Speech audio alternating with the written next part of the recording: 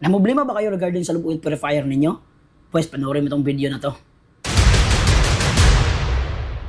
So magandang araw mga boss. So ngayong araw magtubulso tayo ng solenoid valve assembly. Kasi nagkaproblema kami sa main engine lube oil purifier. Ang nangyari, nagkatubig yung lube oil system ng main engine.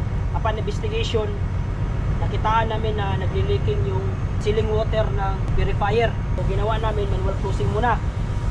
Ngayon, nag-manual closing kami, kahit naka-close siya, meron pa siyang leak. So kadalasan kasi pag ganitong problema, ang kadalasan na problema yan is yung coil assembly, yung ganito. Pero sa case namin, hindi ito yung problema. Ang problema naman is yung main valve. Ito yung problema.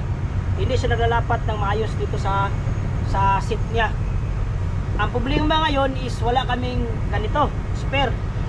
Ang ginawa na lang namin kasi wala man kaming pamalit, yung standby na FO purifier sa main engine, pinalit namin doon sa main engine lube oil purifier. Pareho lang naman yung specification nila. Kaya ang gagawin natin, reviewan ko yung main valve assembly. Ito, for the meantime, temporary muna, gawin natin ang paraan. Tingnan natin kung maayos natin.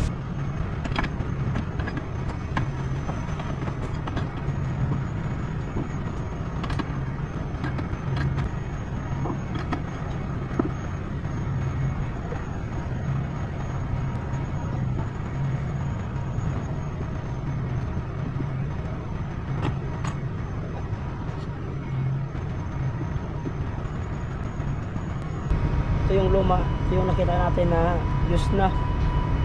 Ito yung hindi naglalapat ng maayos ng seat sa mismo body niya. Yun, palitan natin. Ito yung palit natin. Yung nakita natin na luma din na gamit na. Subukan natin kung maglapat siya.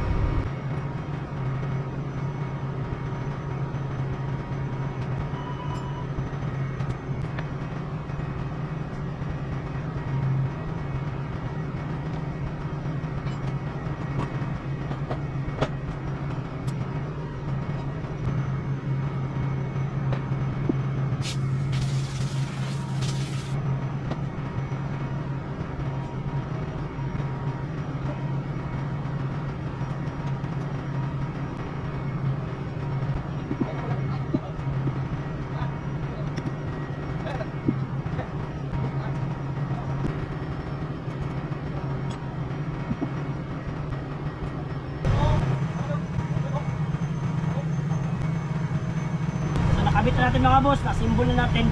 Subukan natin kung maglilik pa rin siya.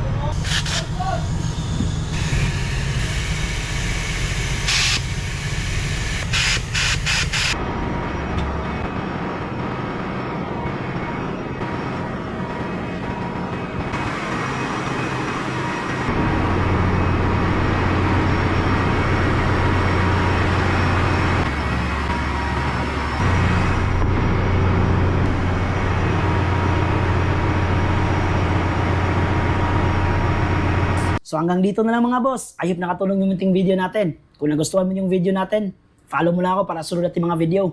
Hanggang sa muli mga boss. Adios!